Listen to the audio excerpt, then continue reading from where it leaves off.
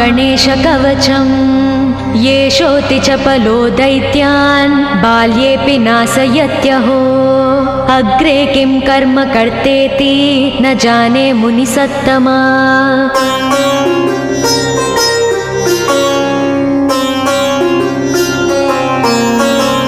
दैत्या नानाविधा दुष्टा साधुदेवद्रुमक्कला अतोऽस्य कण्ठे किञ्चित्यं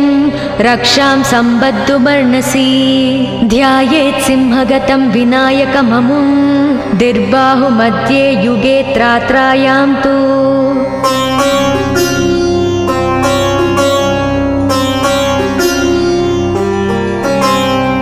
मयूरवाहनममुं षड्बाहुकं सिद्धम् ईद्वापरे तु गजाननं युगभुजं रक्ताङ्गरागं विभुं तुर्ये तु द्विभुजं सिताङ्गरुचिरं सर्वार्धरं सर्वदा।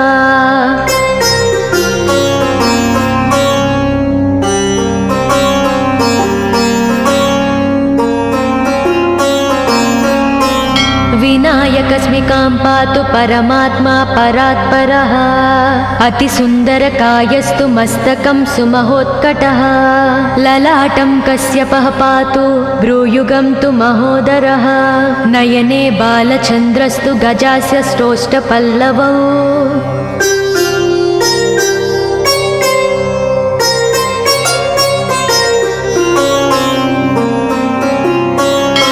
जिह्वां पातु गजक्रीडश्चुबुकं गिरिजासुतः वाचं विनायकः पातु दन्तान् रक्षतु दुर्मुखः श्रवणौ पासपाणिस्तु नासिकां चिन्तितार्ददः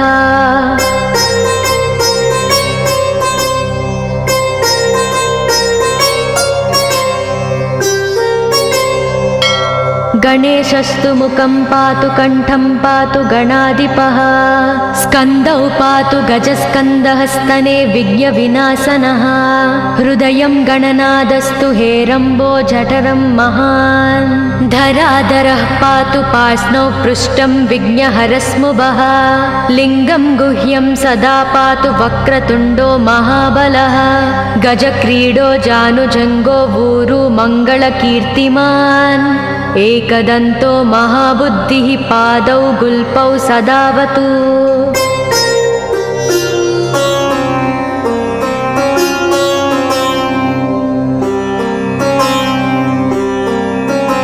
क्षिप्रप्रसादनो बाहुपाणि आसप्रपूरकः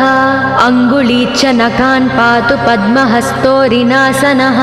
सर्वाङ्गानि मयूरेशो विश्वव्यापी सदावतु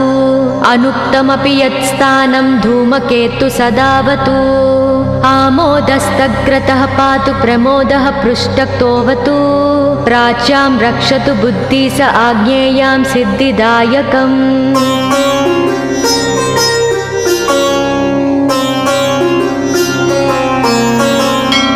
दक्षिणस्यामुमाप्लुतो नैव्युतां तु गणेश्वरः प्रतीच्यां विघ्नहर्ता व्याध्याययां गजकर्णकः कौबेर्यां निधिपः पायादीशान्याविसनन्दनः दिवाव्यादेकदन्तस्तु रात्रौ सन्ध्यासु यः विघ्नहृत् राक्षसासुरबेतालग्रहभूतपिशाचतः पाशाङ्कुशधरः पातु रजस्तत्त्वमसुत्रुति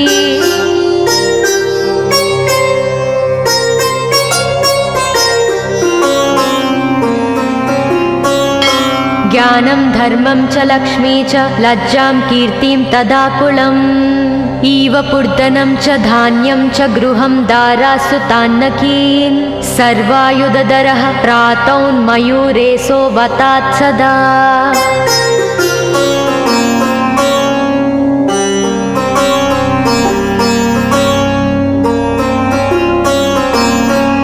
कपिलो जानुकं पातु गजास्वान् विकटोऽवतु भूर्जपत्रे लिखित्वेदं यः कण्ठे धारयेत् सुधीः न भयं जायते तस्य यक्षरक्षः पिशाचतः त्रिसन्ध्यं जपते यस्तु वज्रसारतनुर्भवेत् यात्राकाले पठेद्यस्तु निर्विघ्नेन फलं लभेत्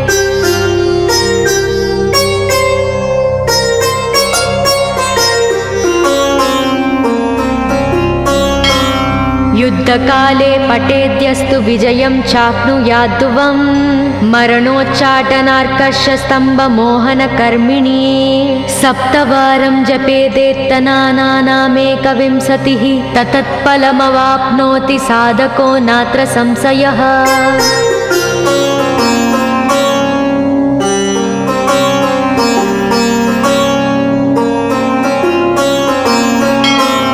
एकविंशतिवारं च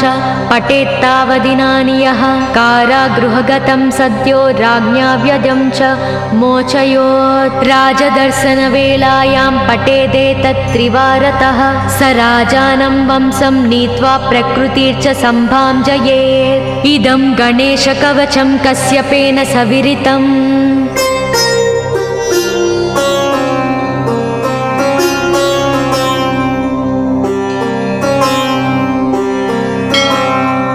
मुद्गलाय च तेनादमाण्डव्याय महर्षये मह्यं सप्राह कृपया कवचं सर्वसिद्धिदं न देयं भक्तिहीनाय देहं श्रद्धावते शुभम्। अनेनास्य कृता रक्षा न बाध्या स भवेद्व्याचेत् राक्षसासुरबेतालदैत्यदानवसम्भवाः।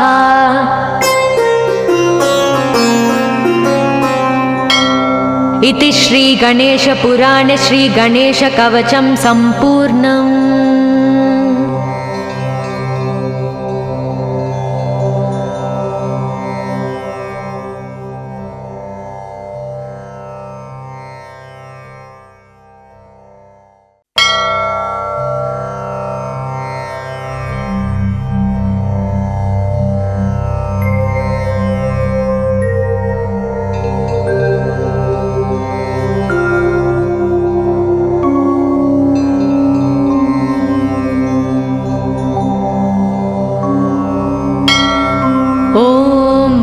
गणेशकवचं येषोऽति चपलो दैत्यान् बाल्येऽपि नाशयत्यहो। अग्रे किं कर्म कर्तेति न जाने मुनिसत्तमा।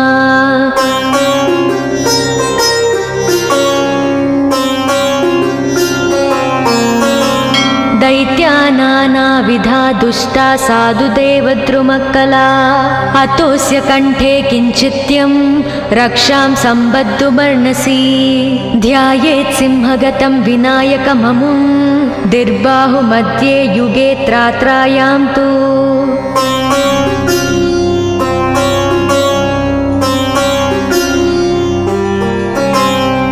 मयूरवाहनममुं षड्बाहुकं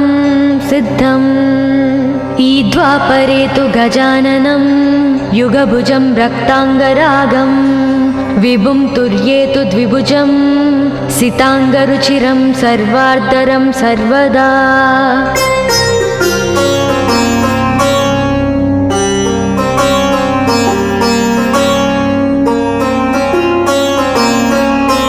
विनायकस्मिकां पातु परमात्मा परात्परः अतिसुन्दरकायस्तु मस्तकं सुमहोत्कटः। ललाटं कश्यपः पातु भ्रूयुगं तु महोदरः नयने बालचन्द्रस्तु गजास्य श्रोष्ठपल्लवौ।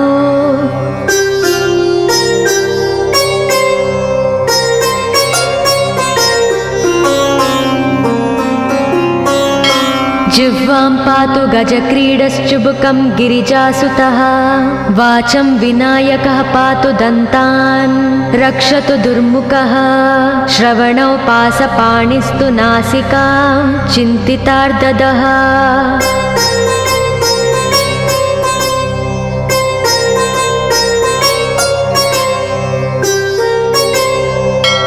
गणेशस्तु मुखं पातु कण्ठं पातु गणाधिपः।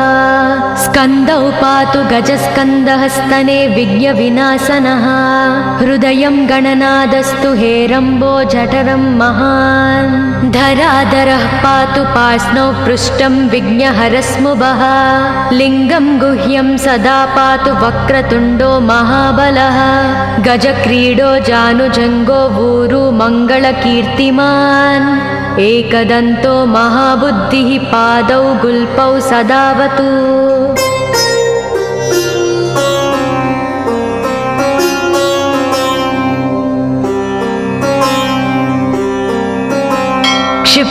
प्रसादनो बाहुपाणि आसप्रपूरकः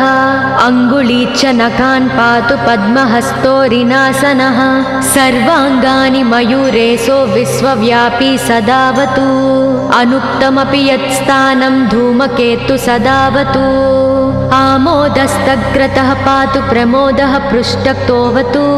प्राच्यां रक्षतु बुद्धि स आज्ञेयां सिद्धिदायकम्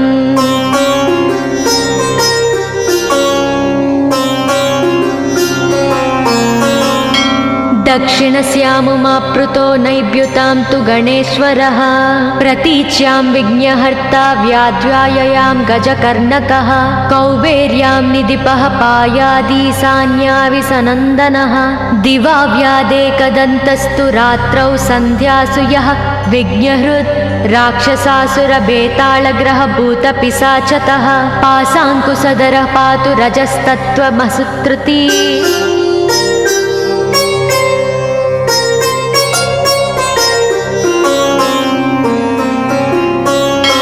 ज्ञानं धर्मं च लक्ष्मी च लज्जां कीर्तिं तदाकुलम्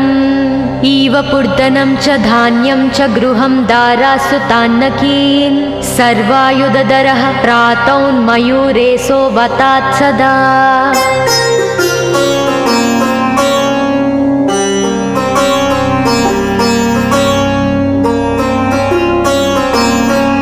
कपिलो जानुकम्पातु गजास्वान् विकटोऽवतु भूर्जपत्रे लिखित्वेदं यः कण्ठे धारयेत् सुधीः न भयं जायते तस्य यक्षरक्षः पिशाचतः त्रिसन्ध्यं जपते यस्तु वज्रसारतनुर्भवेत् यात्राकाले पठेद्यस्तु निर्विघ्नेन फलं लभेत्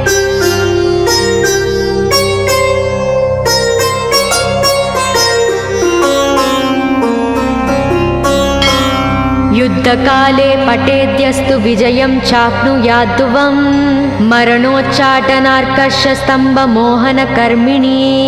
सप्तवारं जपेदेत्तनानामेकविंशतिः ततत्फलमवाप्नोति साधको नात्र संशयः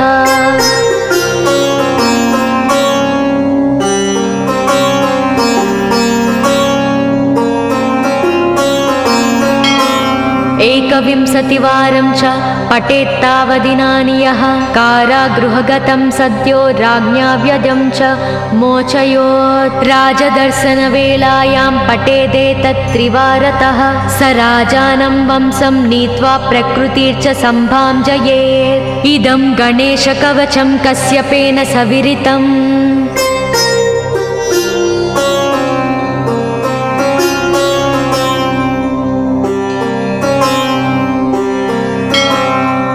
मुद्गलाय च तेनादमाण्डव्याय महर्षये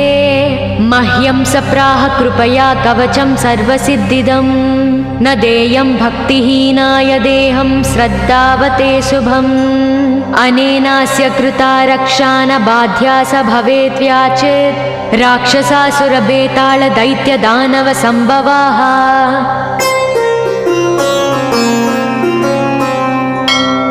इति श्रीगणेशपुराणे श्रीगणेशकवचं सम्पूर्णम्।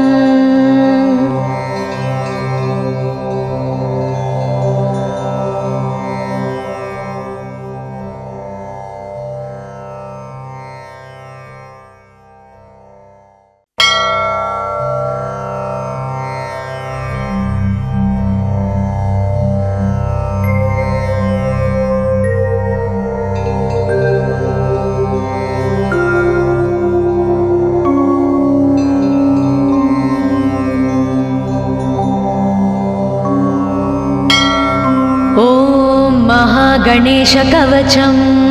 येषोऽति चपलो दैत्यान् बाल्येऽपि नाशयत्यहो अग्रे किं कर्म कर्तेति न जाने मुनिसत्तमा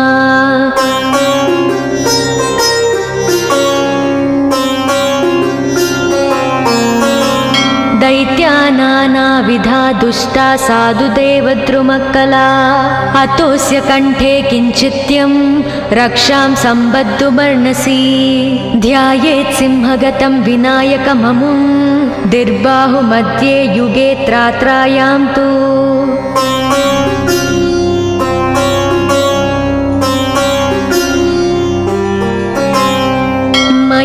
गरुडवाहनममुं षड्बाहुकं सिद्धम् ईद्वापरे तु गजाननं युगभुजं रक्ताङ्गरागं विभुं तुर्येतु द्विभुजं सिताङ्गरुचिरं सर्वार्धरं सर्वदा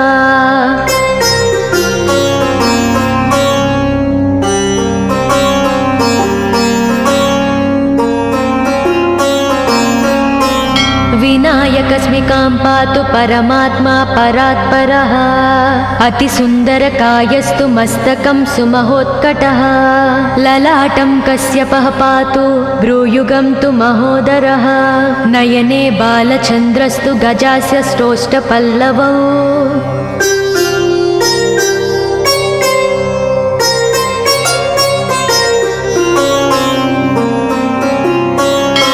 जिह्वां पातु गजक्रीडश्चुबुकं गिरिजासुतः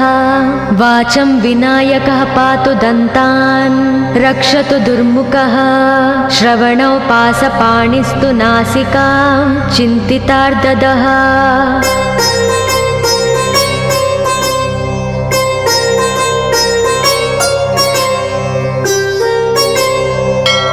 गणेशस्तु मुखं पातु कण्ठं पातु गणाधिपः स्कन्दौ पातु गजस्कन्दः स्तने विघ्नविनाशनः हृदयं गणनादस्तु हेरम्बो जठरं महान् धराधरः पातु पार्ष्णौ पृष्ठं विघ्नहरस्मुभः लिङ्गं गुह्यं सदा पातु वक्रतुण्डो महाबलः गजक्रीडो जानुजङ्गो ऊरु मङ्गलकीर्तिमान् एकदन्तो महाबुद्धिः पादौ गुल्पौ सदावतु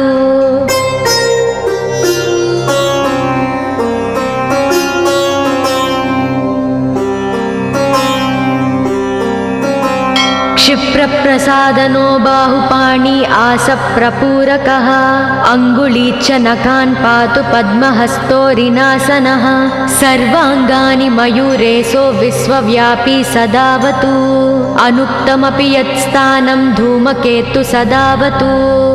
आमोदस्तग्रतः पातु प्रमोदः पृष्ठतोऽवतु प्राच्यां रक्षतु बुद्धि स आज्ञेयां सिद्धिदायकम्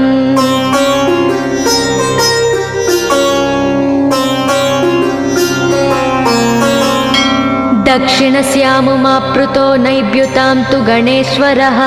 प्रतीच्यां विघ्नहर्ता व्याध्याययां गजकर्णकः कौबेर्यां निधिपः पायादीशान्याविसनन्दनः दिवा व्यादेकदन्तस्तु रात्रौ सन्ध्यासु यः विघ्नहृत् राक्षसासुरभेतालग्रह भूतपिशाचतः पाशाङ्कुशधरः पातु रजस्तत्त्वमसुत्रुति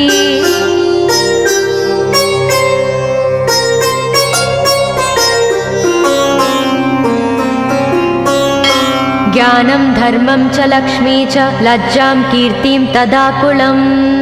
इव पूर्धनं च धान्यं च गृहं दारासु तान्नकीन् सर्वायुधधरः प्रातौन्मयूरेशो वतात् सदा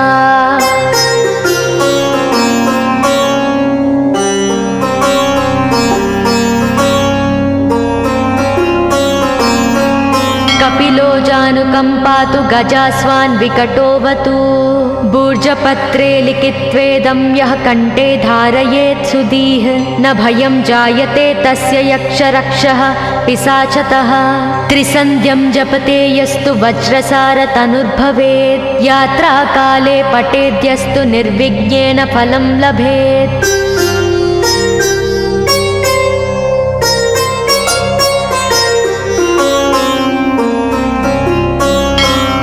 युद्धकाले पठेद्यस्तु विजयं चाप्नुयाद्ध्रुवम् मरणोच्चाटनार्कर्षस्तम्भमोहनकर्मिणी सप्तवारं जपेदेत्तनानामेकविंशतिः ततत्फलमवाप्नोति साधको नात्र संशयः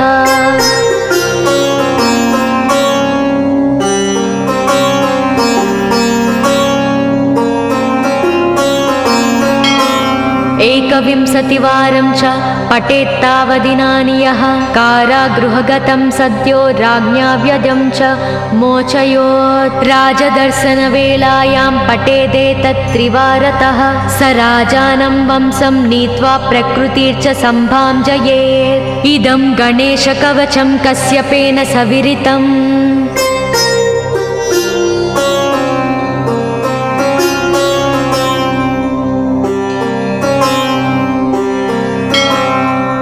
मुद्गलाय च तेनादमाण्डव्याय महर्षये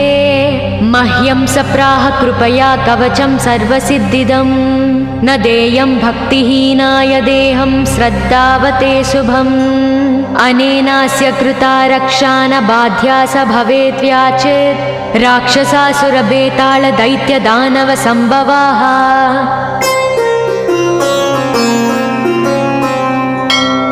इति श्रीगणेशपुराणे श्रीगणेशकवचं सम्पूर्णम्।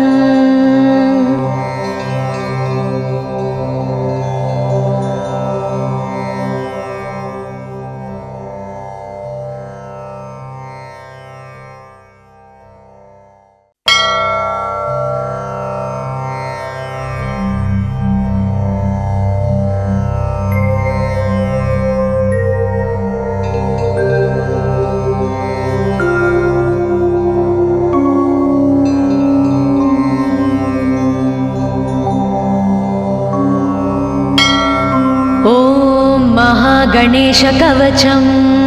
येषोऽति चपलो दैत्यान् बाल्येऽपि नाशयत्यहो अग्रे किं कर्म कर्तेति न जाने मुनिसत्तमा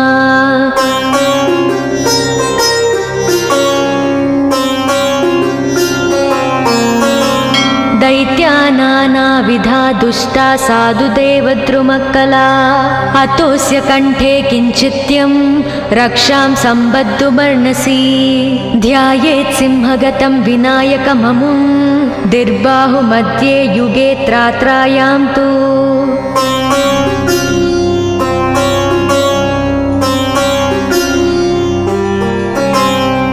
मयूरवाहनममुं षड्बाहुकं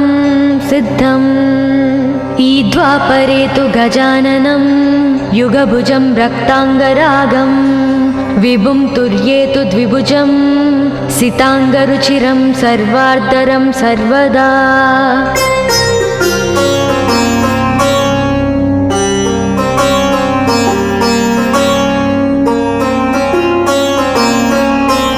विनायकस्मिकां पातु परमात्मा परात्परः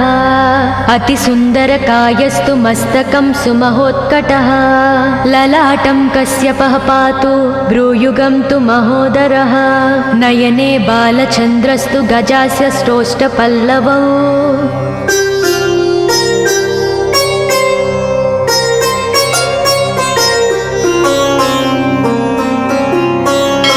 जिह्वां पातु गजक्रीडश्चुबुकं गिरिजासुतः वाचं विनायकः पातु दन्तान् रक्षतु दुर्मुखः श्रवणौ पासपाणिस्तु नासिकां चिन्तितार्ददः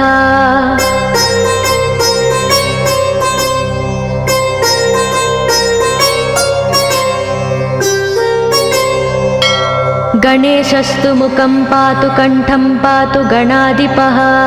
स्कन्दौ पातु गजस्कन्दः स्तने विघ्नविनाशनः हृदयं गणनादस्तु हेरम्बो जठरं महान् धराधरः पातु पार्ष्णौ पृष्ठं विघ्नहरस्मुभः लिङ्गं गुह्यं सदा पातु वक्रतुण्डो महाबलः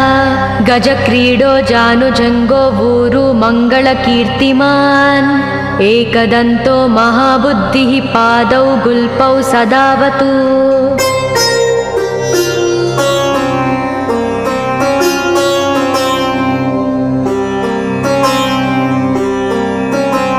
क्षिप्रप्रसादनो बाहुपाणि आसप्रपूरकः अङ्गुलीच्च नखान् पातु पद्महस्तोरिनासनः सर्वाङ्गानि मयूरेशो विश्वव्यापी सदावतु अनुक्तमपि यत्स्थानं धूमकेतु सदावतु आमोदस्तग्रतः पातु प्रमोदः पृष्ठतोऽवतु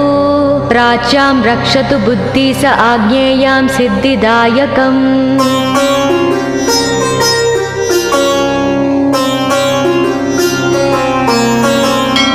दक्षिणस्यामुमाप्लुतो नैव्युतां तु गणेश्वरः प्रतीच्यां विघ्नहर्ता व्याध्याययां गजकर्णकः कौबेर्यां निधिपः पायादीशान्याविसनन्दनः दिवा व्यादेकदन्तस्तु रात्रौ सन्ध्यासु यः विघ्नहृत् राक्षसासुरबेताళग्रहभूतपिशाचतः पासाङ्कुशधरः पातु रजस्तत्त्वमसुत्रुती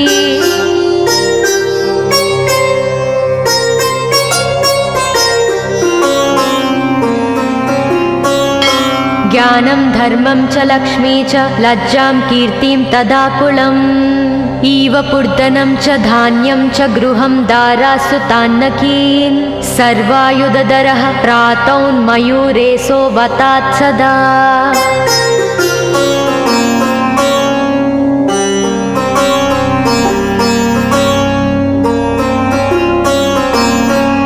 कपिलो जानुकम्पातु गजास्वान् विकटोऽवतु भूर्जपत्रे लिखित्वेदं यः कण्ठे धारयेत् सुधीः न भयं जायते तस्य यक्षरक्षः पिशाचतः त्रिसन्ध्यं जपते यस्तु वज्रसारतनुर्भवेत् यात्राकाले पठेद्यस्तु निर्विघ्नेन फलं लभेत्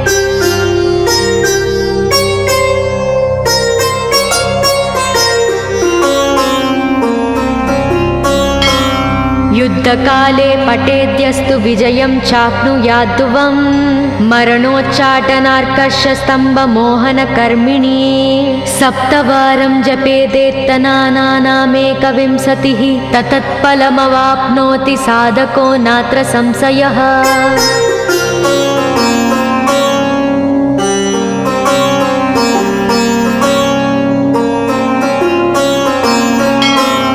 एकविंशतिवारं च पठेत्तावदिनानि यः कारागृहगतं सद्यो राज्ञा व्यजं च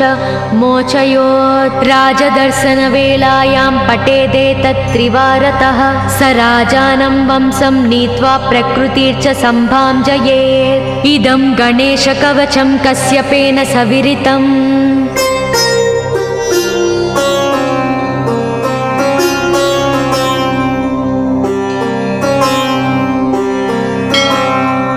मुद्गलाय च तेनादमाण्डव्याय महर्षये मह्यं सप्राह कृपया कवचं सर्वसिद्धिदं न देयं भक्तिहीनाय देहं श्रद्धावते शुभम्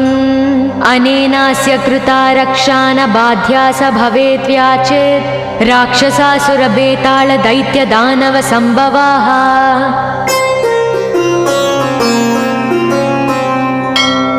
इति श्रीगणेशपुराणे श्रीगणेशकवचं सम्पूर्णम्।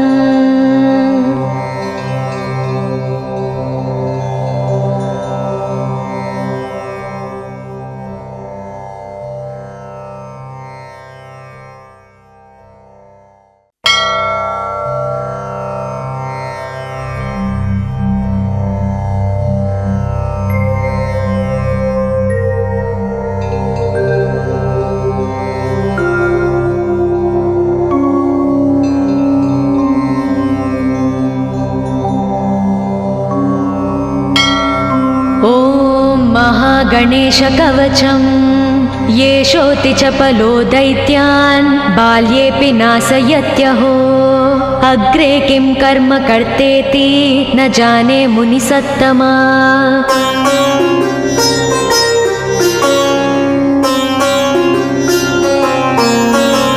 दैत्या नानाविधा दुष्टा साधुदेवद्रुमक्कला अतोऽस्य कण्ठे किञ्चित्यं रक्षां सम्बद्धुमर्णसि ध्यायेत् सिंहगतं विनायकममुं दिर्बाहुमध्ये युगे त्रात्रायां तु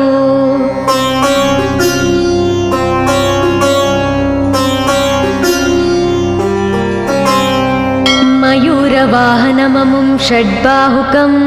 सिद्धम् ईद्वापरे तु गजाननं युगभुजं रक्ताङ्गरागं विभुं तुर्येतु द्विभुजं सिताङ्गरुचिरं सर्वार्धरं सर्वदा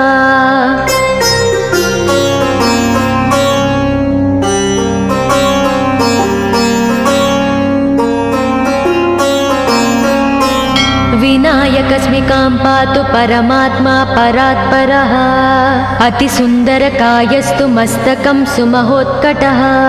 ललाटं कश्यपः पातु भ्रूयुगं तु महोदरः नयने बालचन्द्रस्तु गजास्य स्रोष्ठपल्लवौ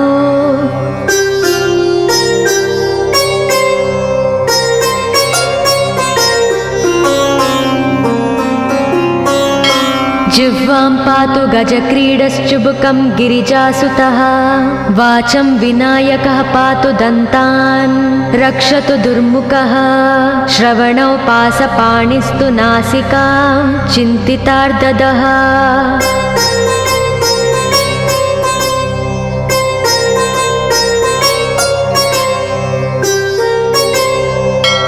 गणेशस्तु मुखं पातु कण्ठं पातु गणाधिपः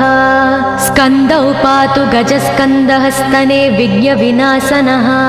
हृदयं गणनादस्तु हेरम्बो जठरं महान् धराधरः पातु पार्ष्णौ पृष्ठं विघ्नहरस्मुभः लिङ्गं गुह्यं सदा पातु वक्रतुण्डो महाबलः गजक्रीडो जानुजङ्गो ऊरु मङ्गलकीर्तिमान् एकदन्तो महाबुद्धिः पादौ गुल्पौ सदावतु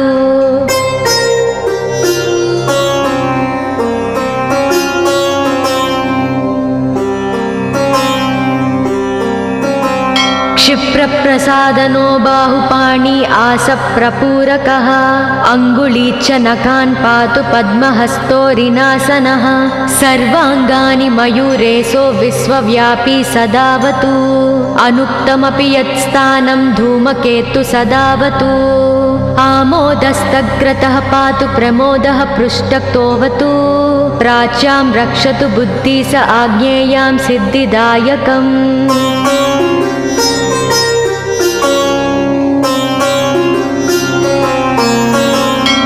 दक्षिणस्यामुमाप्लुतो नैव्युतां तु गणेश्वरः प्रतीच्यां विघ्नहर्ता व्याध्याययां गजकर्णकः कौबेर्यां निधिपः पायादीशान्याविसनन्दनः दिवा व्यादेकदन्तस्तु रात्रौ सन्ध्यासु यः विघ्नहृत् राक्षसासुरबेताళग्रहभूतपिशाचतः पाशाङ्कुशधरः पातु रजस्तत्त्वमसुत्रुती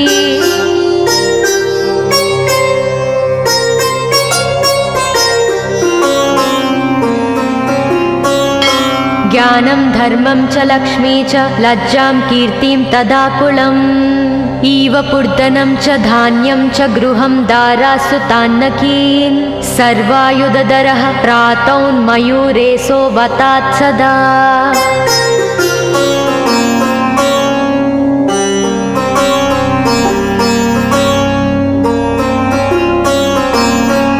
कपिलो जानुकं पातु गजास्वान् विकटोऽवतु भूर्जपत्रे लिखित्वेदं यः कण्ठे धारयेत् सुधीः न भयं जायते तस्य यक्षरक्षः पिशाचतः त्रिसन्ध्यं जपते यस्तु वज्रसारतनुर्भवेत् यात्राकाले पठेद्यस्तु निर्विघ्नेन फलं लभेत्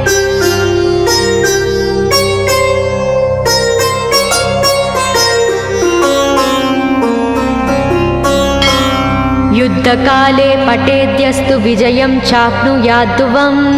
मरणोच्चाटनार्कषस्तम्भमोहनकर्मिणी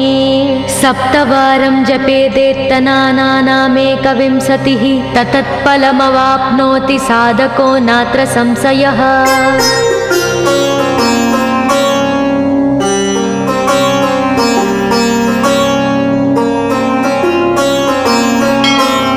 एकविंशतिवारं च पठेत्तावदिनानि यः कारागृहगतं सद्यो राज्ञा व्यजं च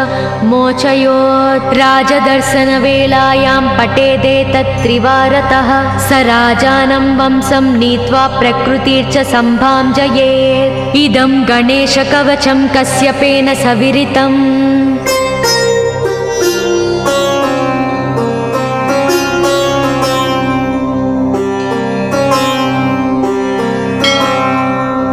मुद्गलाय च तेनादमाण्डव्याय महर्षये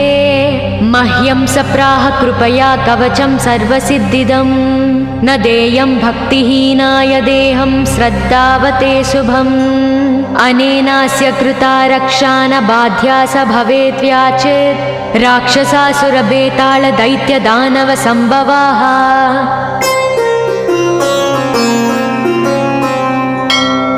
इति श्री गणेशपुराणे श्रीगणेशकवचं सम्पूर्णम्।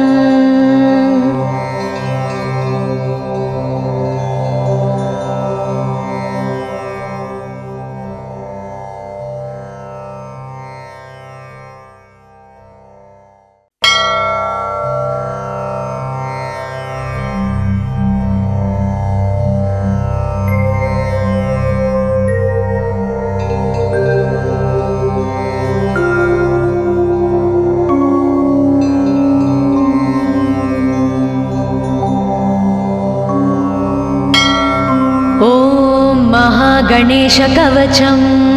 येषोऽति चपलो दैत्यान् बाल्येऽपि नाशयत्यहो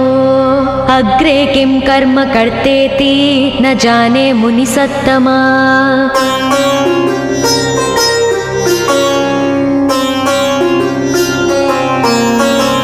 दैत्या नानाविधा दुष्टा साधुदेवद्रुमक्कला अतोऽस्य कण्ठे किञ्चित्यं रक्षां सम्बद्धुमर्णसि ध्यायेत् सिंहगतं विनायकममुं दिर्बाहुमध्ये युगे त्रात्रायां तु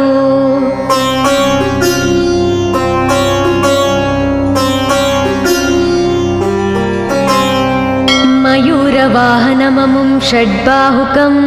सिद्धम् ईद्वापरे तु गजाननं युगभुजं रक्ताङ्गरागं विभुं तुर्ये तु द्विभुजं सिताङ्गरुचिरं सर्वार्धरं सर्वदा।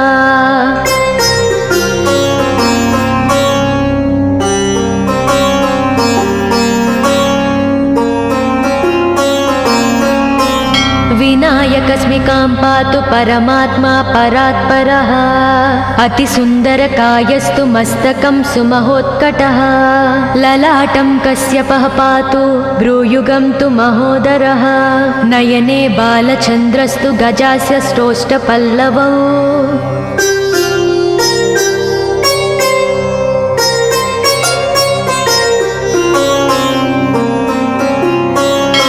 जिह्वां पातु गजक्रीडश्चुबुकं गिरिजासुतः वाचं विनायकः पातु दन्तान् रक्षतु दुर्मुखः श्रवणौ पासपाणिस्तु नासिकां चिन्तितार्ददः।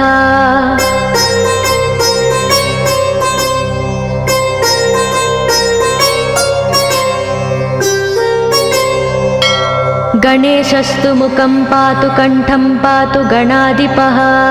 स्कन्दौ पातु गजस्कन्दः स्तने विघ्नविनाशनः हृदयं गणनादस्तु हेरम्बो जठरं महान् धराधरः पातु पार्ष्णौ पृष्ठं विघ्नहरस्मुभः लिङ्गं गुह्यं सदा पातु वक्रतुण्डो महाबलः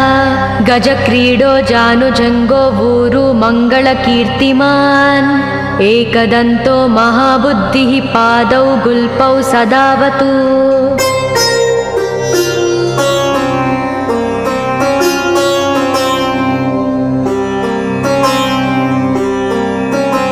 क्षिप्रप्रसादनो बाहुपाणि आसप्रपूरकः अङ्गुलीच्च नखान् पातु पद्महस्तोरिनासनः सर्वाङ्गानि मयूरेशो विश्वव्यापी सदावतु अनुक्तमपि यत्स्थानं धूमकेतु सदावतु आमोदस्तग्रतः पातु प्रमोदः पृष्ठतोऽवतु प्राच्यां रक्षतु बुद्धि स आज्ञेयां सिद्धिदायकम्।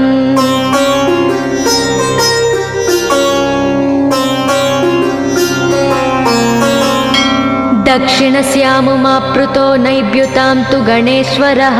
प्रतीच्यां विघ्नहर्ता व्याध्याययां गजकर्णकः कौबेर्यां निधिपः पायादीशान्याविसनन्दनः दिवा व्यादेकदन्तस्तु रात्रौ सन्ध्यासु यः विघ्नहृत् राक्षसासुरभेताళग्रहभूतपिशाचतः पासाङ्कुशधरः पातु रजस्तत्त्वमसुत्रुति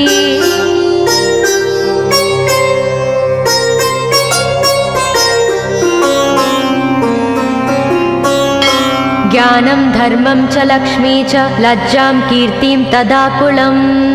इव पूर्धनं च धान्यं च गृहं दारासु तान्नकीन् सर्वायुधधरः प्रातौन्मयूरेशो वतात् सदा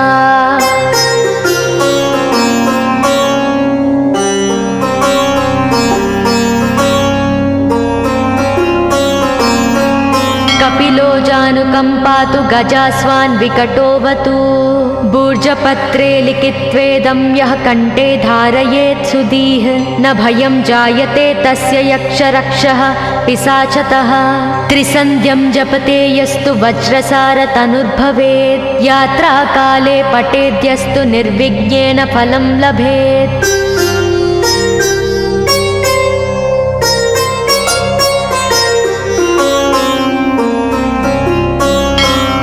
युद्धकाले पठेद्यस्तु विजयं चाप्नुयाद्ध्रुवम् मरणोच्चाटनार्कर्षस्तम्भमोहनकर्मिणी सप्तवारं जपेदेत्तनानामेकविंशतिः ततत्फलमवाप्नोति साधको नात्र संशयः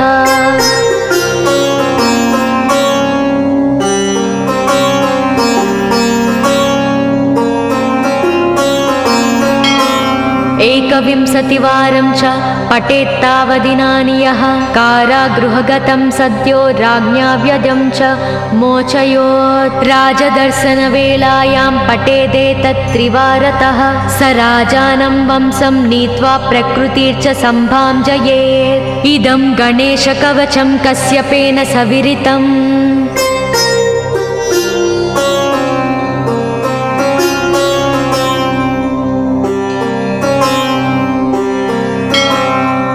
मुद्गलाय च तेनादमाण्डव्याय महर्षये मह्यं सप्राह कृपया कवचं सर्वसिद्धिदं न देयं भक्तिहीनाय देहं श्रद्धावते शुभम् अनेनास्य कृता रक्षा न बाध्या स भवेत् व्याचेत् राक्षसासुरभेताళदैत्यदानवसम्भवाः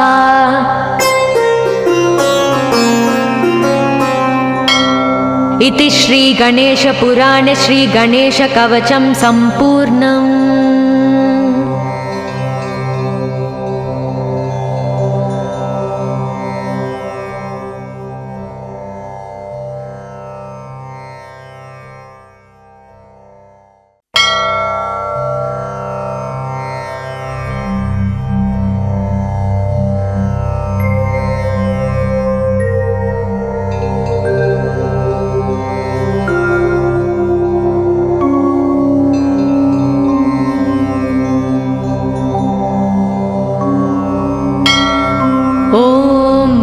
गणेशकवचं येषोऽति चपलो दैत्यान् बाल्येऽपि नाशयत्यहो अग्रे किं कर्म कर्तेति न जाने मुनिसत्तमा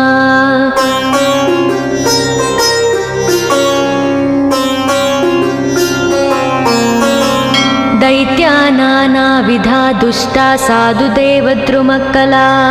अतोऽस्य कण्ठे किञ्चित्यं रक्षां सम्बद्धुमर्णसि ध्यायेत् सिंहगतं विनायकममुं दिर्बाहुमध्ये युगे त्रात्रायां तु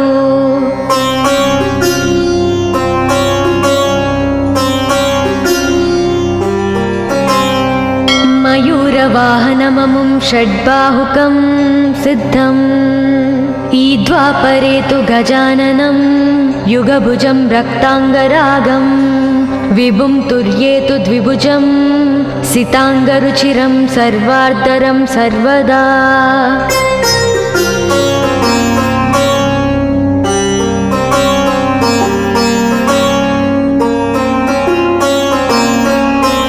विनायकस्मिकां पातु परमात्मा परात्परः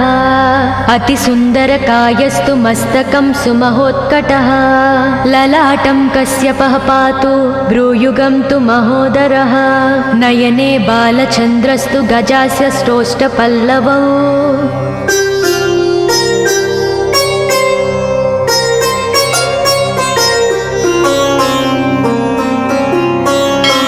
जिह्वां पातु गजक्रीडश्चुबुकं गिरिजासुतः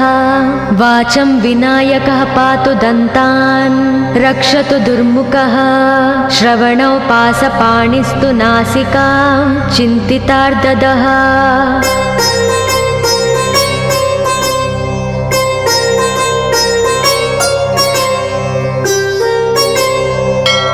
गणेशस्तु मुखं पातु कण्ठं पातु गणाधिपः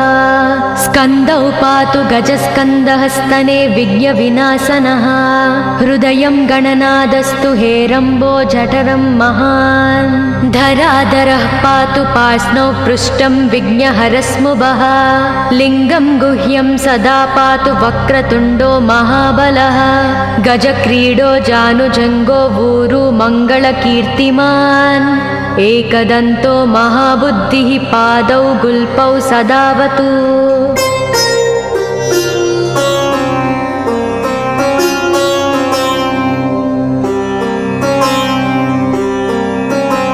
क्षिप्रप्रसादनो बाहुपाणि आसप्रपूरकः अङ्गुली च नखान् पातु पद्महस्तोरिनासनः सर्वाङ्गानि मयूरेशो विश्वव्यापी सदावतु अनुक्तमपि यत्स्थानं धूमकेतु सदावतु आमोदस्तग्रतः पातु प्रमोदः पृष्ठतोऽवतु प्राच्यां रक्षतु बुद्धि स आज्ञेयां सिद्धिदायकम्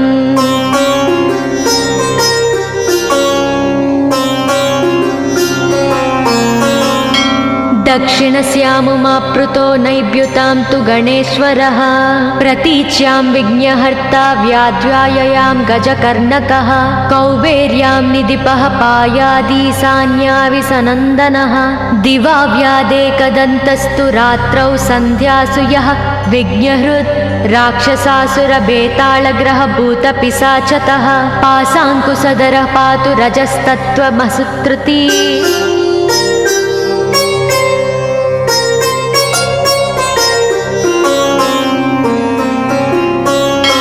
ज्ञानं धर्मं च लक्ष्मी च लज्जां कीर्तिं तदाकुलम्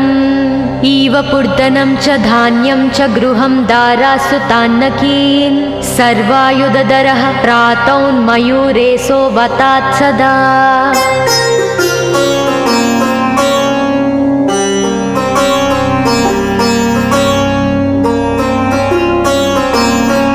कपिलो जानुकं पातु गजास्वान् विकटोऽवतु भूर्जपत्रे लिखित्वेदं यः कण्ठे धारयेत् सुधीः न भयं जायते तस्य यक्षरक्षः पिशाचतः त्रिसन्ध्यं जपते यस्तु वज्रसारतनुर्भवेत् यात्राकाले पठेद्यस्तु निर्विघ्नेन फलं लभेत्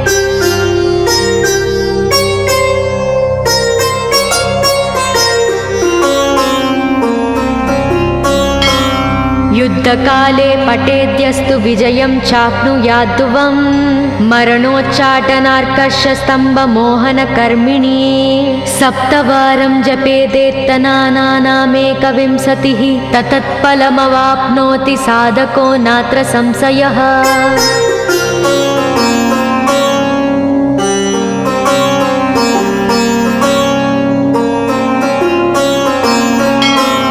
एकविंशतिवारं च पठेत्तावदिनानि यः कारागृहगतं सद्यो राज्ञा व्यदं च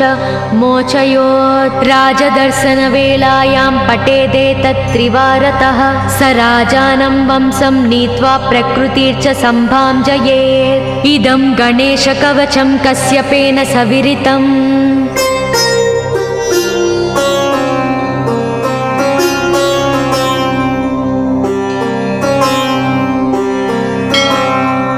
मुद्गलाय च तेनादमाण्डव्याय महर्षये मह्यं सप्राह कृपया कवचं सर्वसिद्धिदं न देयं भक्तिहीनाय देहं श्रद्धावते शुभम् अनेनास्य कृता रक्षा न बाध्या स भवेत् व्याचेत् राक्षसासुरभेतालदैत्यदानवसम्भवाः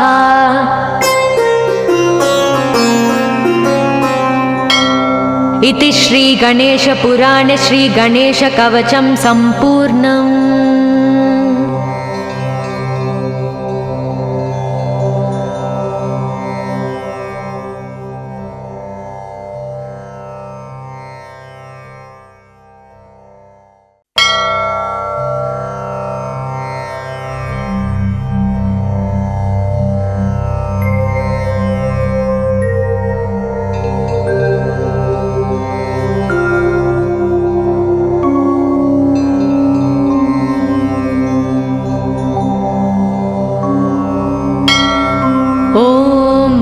महागणेशकवचम् येषोऽति चपलो दैत्यान् बाल्येऽपि नाशयत्यहो अग्रे किं कर्म कर्तेति न जाने मुनिसत्तमा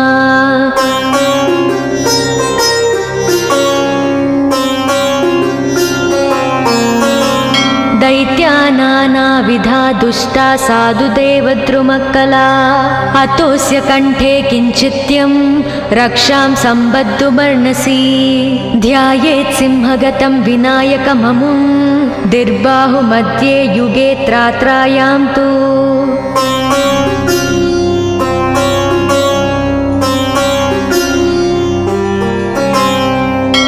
मयूरवाहनममुं षड्बाहुकं सिद्धम् ईद्वापरे तु गजाननं युगभुजं रक्ताङ्गरागं विभुं तुर्ये तु द्विभुजं सिताङ्गरुचिरं सर्वार्धरं सर्वदा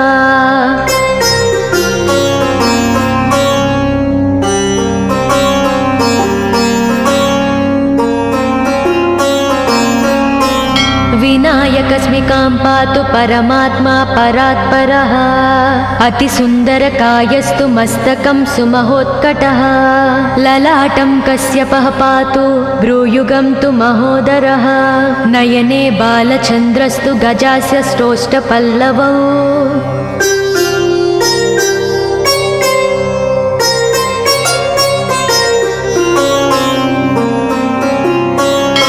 जिह्वां पातु गजक्रीडश्चुबुकं गिरिजासुतः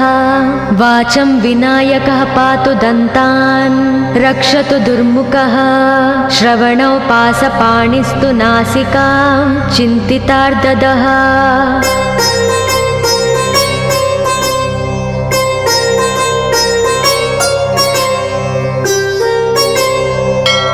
गणेशस्तु मुखं पातु कण्ठं पातु गणाधिपः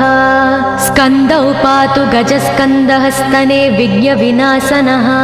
हृदयं गणनादस्तु हेरम्बो जठरं महान् धराधरः पातु पार्ष्णौ पृष्ठं विघ्नहरस्मुभः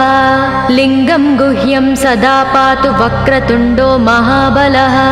गजक्रीडो जानुजङ्गो ऊरु मङ्गलकीर्तिमान् एकदन्तो महाबुद्धिः पादौ गुल्पौ सदावतु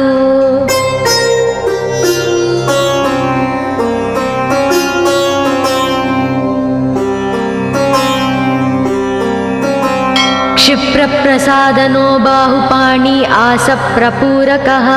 अङ्गुलीच्च नखान् पातु पद्महस्तोरिनासनः सर्वाङ्गानि मयूरेशो विश्वव्यापी सदावतु अनुक्तमपि यत्स्थानं धूमकेतु सदावतु आमोदस्तग्रतः पातु प्रमोदः पृष्ठतोऽवतु प्राच्यां रक्षतु बुद्धि स आज्ञेयां सिद्धिदायकम्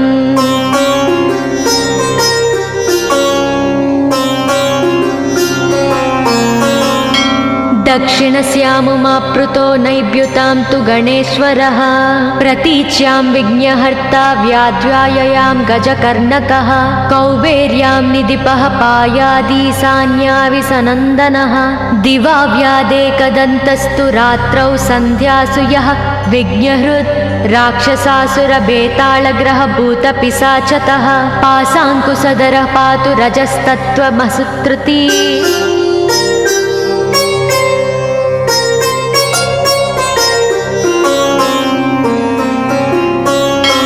ज्ञानं धर्मं च लक्ष्मी च लज्जां कीर्तिं तदाकुलम् इव पूर्धनं च धान्यं च गृहं दारासु तान्नकीन् सर्वायुधधरः प्रातौन्मयूरेशो वतात् सदा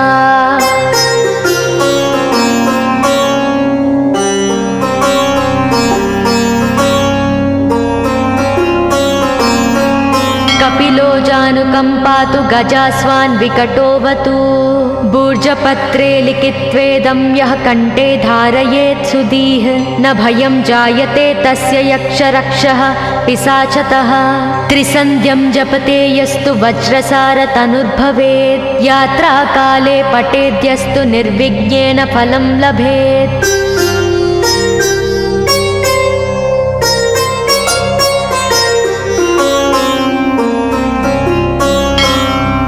युद्धकाले पठेद्यस्तु विजयं चाप्नुयाद्ध्रुवम् मरणोच्चाटनार्कर्षस्तम्भमोहनकर्मिणी सप्तवारं जपेदेत्तनानामेकविंशतिः ततत्फलमवाप्नोति साधको नात्र संशयः।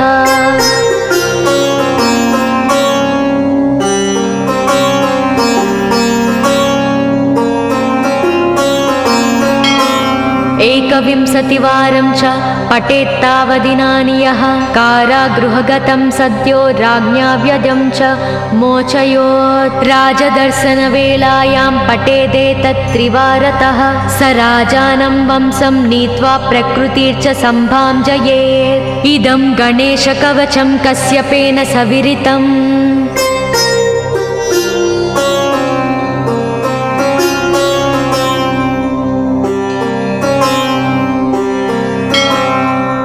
मुद्गलाय च तेनादमाण्डव्याय महर्षये मह्यं सप्राह कृपया कवचं सर्वसिद्धिदं न देयं भक्तिहीनाय देहं श्रद्धावते शुभम् अनेनास्य कृता रक्षा न बाध्या स भवेद्व्याचेत् राक्षसासुरबेतालदैत्यदानवसम्भवाः।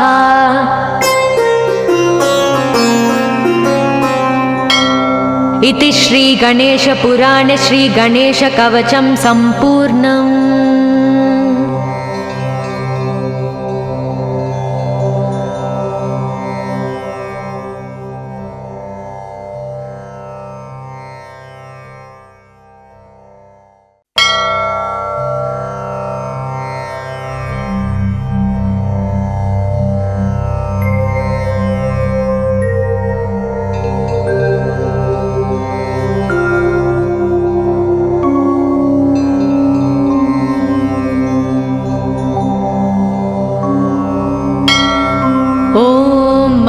गणेशकवचं येषोऽति चपलो दैत्यान् बाल्येऽपि नाशयत्यहो अग्रे किं कर्म कर्तेति न जाने मुनिसत्तमा।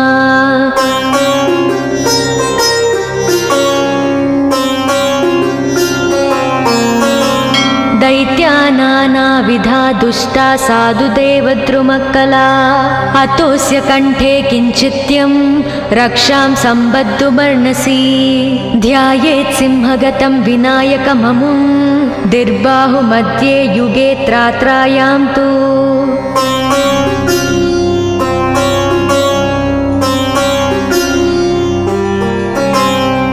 मयूरवाहनममुं षड्बाहुकं सिद्धम् ईद्वापरे तु गजाननं युगभुजं रक्ताङ्गरागं विभुं तुर्ये तु द्विभुजं सिताङ्गरुचिरं सर्वार्धरं सर्वदा।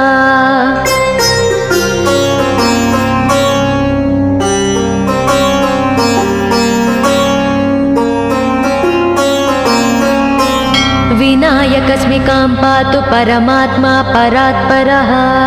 अतिसुन्दरकायस्तु मस्तकं सुमहोत्कटः ललाटं कश्यपः पातु भ्रूयुगं तु महोदरः नयने बालचन्द्रस्तु गजास्य स्रोष्टपल्लवौ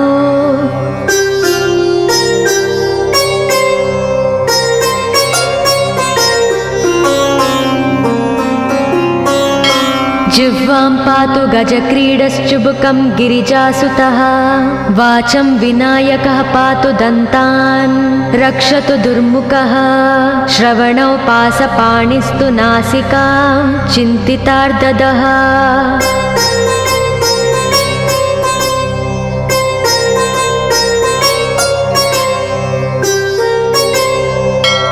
गणेशस्तु मुखं पातु कण्ठं पातु गणाधिपः स्कन्दौ पातु गजस्कन्दः स्तने विघ्नविनाशनः हृदयं गणनादस्तु हेरम्बो जठरं महान् धराधरः पातु पार्ष्णौ पृष्ठं विघ्नहरस्मुभः लिङ्गं गुह्यं सदा पातु वक्रतुण्डो महाबलः गजक्रीडो जानुजङ्गो ऊरु मङ्गलकीर्तिमान् एकदन्तो महाबुद्धिः पादौ गुल्पौ सदावतु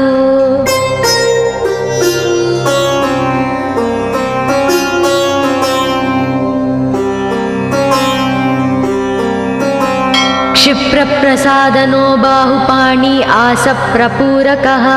अङ्गुलीच्च नखान् पातु पद्महस्तोरिनासनः सर्वाङ्गानि मयूरेशो विश्वव्यापी सदावतु अनुक्तमपि यत्स्थानं धूमकेतु सदावतु आमोदस्तग्रतः पातु प्रमोदः पृष्ठतोऽवतु प्राच्यां रक्षतु बुद्धि स आज्ञेयां सिद्धिदायकम्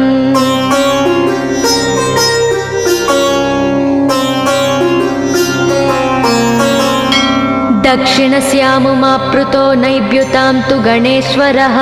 प्रतीच्यां विघ्नहर्ता व्याध्याययां गजकर्णकः कौबेर्यां निधिपः पायादीशान्याविसनन्दनः दिवा व्यादेकदन्तस्तु रात्रौ सन्ध्यासु यः विघ्नहृत् राक्षसासुरबेताళग्रहभूतपिशाचतः पासाङ्कुशधरः पातु रजस्तत्त्वमसुत्रुती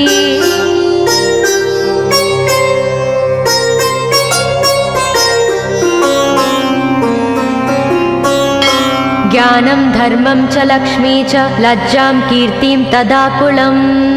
इव पूर्धनं च धान्यं च गृहं दारासु तान्नकीन् सर्वायुधधरः प्रातौन्मयूरेशो वतात् सदा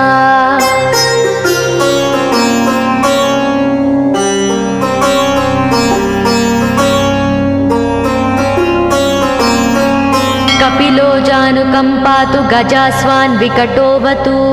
भूर्जपत्रे लिखित्वेदं यः कण्ठे धारयेत् सुधीः न भयं जायते तस्य यक्षरक्षः पिशाचतः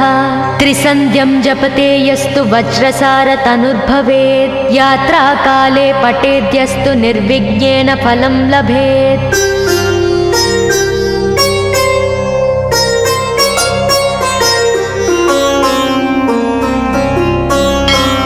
युद्धकाले पठेद्यस्तु विजयं चाप्नुयाद्ध्रुवम्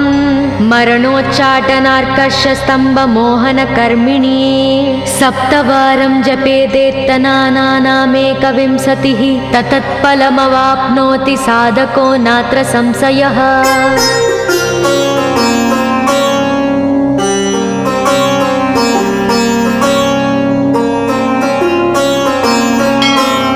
एकविंशतिवारं च पठेत्तावदिनानि यः कारागृहगतं सद्यो राज्ञा व्यजं च मोचयोत् राजदर्शनवेलायां पठेदेतत्त्रिवारतः स राजानं वंशं नीत्वा प्रकृतिर्च सम्भाजयेत् इदं गणेशकवचं कश्यपेन सविरितम्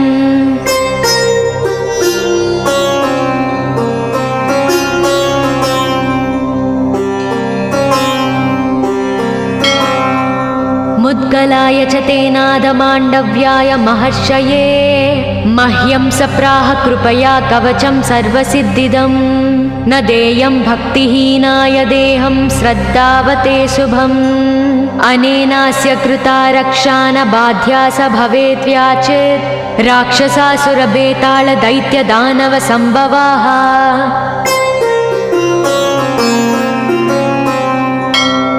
इति श्रीगणेशपुराणे श्रीगणेशकवचं सम्पूर्णम्।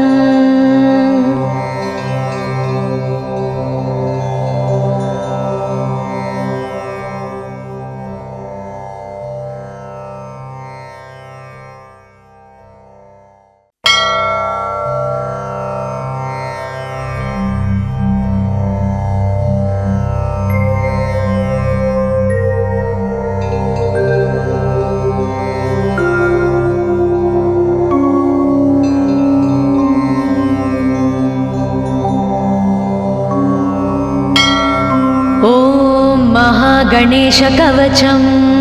येषोऽति चपलो दैत्यान् बाल्येऽपि नाशयत्यहो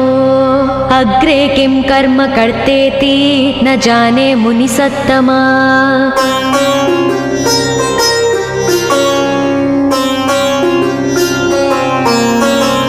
दैत्या नानाविधा दुष्टा साधुदेवद्रुमक्कला अतोऽस्य कण्ठे किञ्चित्यं रक्षां सम्बद्धुमर्णसि ध्यायेत् सिंहगतं विनायकममुं दिर्बाहुमध्ये युगे त्रात्रायां तु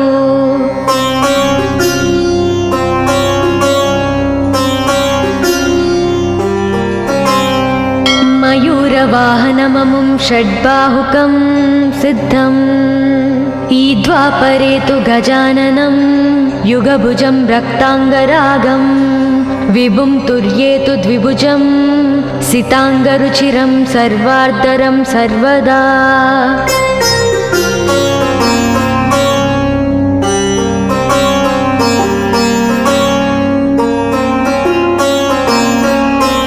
विनायकस्मिकां पातु परमात्मा परात्परः अतिसुन्दरकायस्तु मस्तकं सुमहोत्कटः ललाटं कश्यपः पातु भ्रूयुगं तु महोदरः नयने बालचन्द्रस्तु गजास्य स्रोष्ठपल्लवौ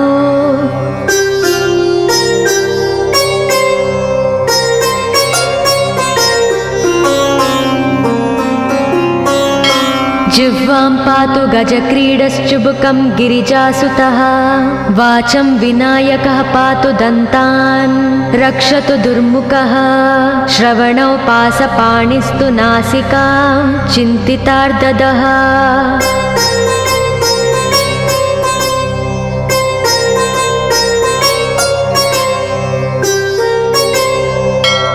गणेशस्तु मुखं पातु कण्ठं पातु गणाधिपः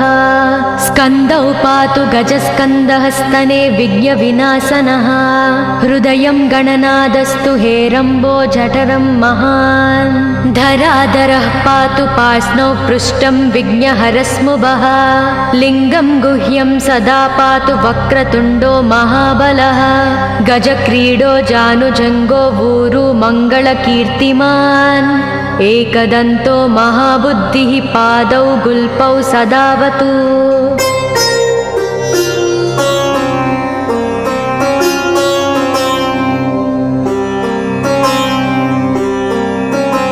क्षिप्रप्रसादनो बाहुपाणि आसप्रपूरकः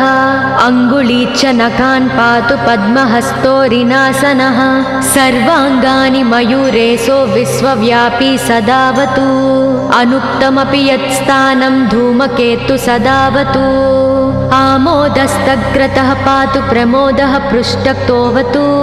प्राच्यां रक्षतु बुद्धि स आज्ञेयां सिद्धिदायकम्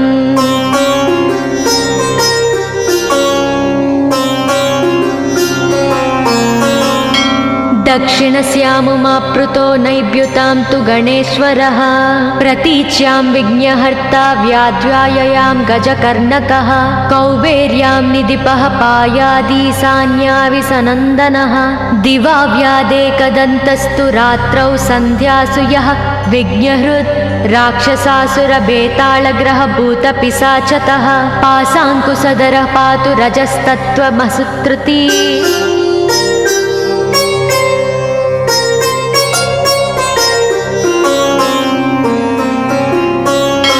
ज्ञानं धर्मं च लक्ष्मी च लज्जां कीर्तिं तदाकुलम्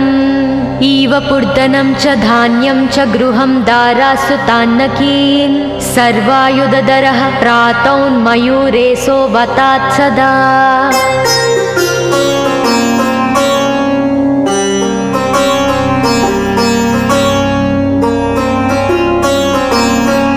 कपिलो जानुकं पातु गजास्वान् विकटोऽवतु भूर्जपत्रे लिखित्वेदं यः कण्ठे धारयेत् सुधीः न भयं जायते तस्य यक्षरक्षः पिशाचतः त्रिसन्ध्यं जपते यस्तु वज्रसारतनुर्भवेत् यात्राकाले पठेद्यस्तु निर्विघ्नेन फलं लभेत्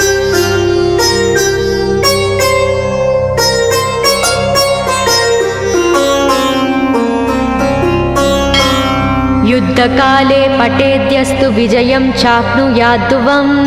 मरणोच्चाटनार्कषस्तम्भमोहनकर्मिणी सप्तवारं जपेदेत्तनानामेकविंशतिः ततत्फलमवाप्नोति साधको नात्र संशयः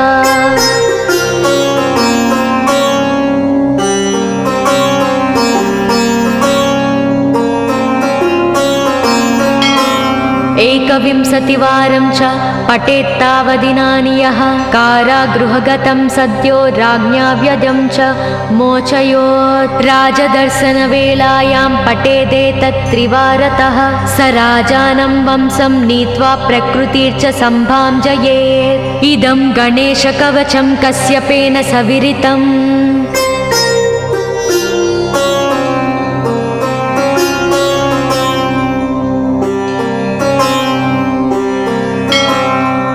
मुद्गलाय च तेनादमाण्डव्याय महर्षये मह्यं सप्राह कृपया कवचं सर्वसिद्धिदं न देयं भक्तिहीनाय देहं श्रद्धावते शुभम् अनेनास्य कृता रक्षा न बाध्या स भवेद्व्याचेत् राक्षसासुरबेतालदैत्यदानवसम्भवाः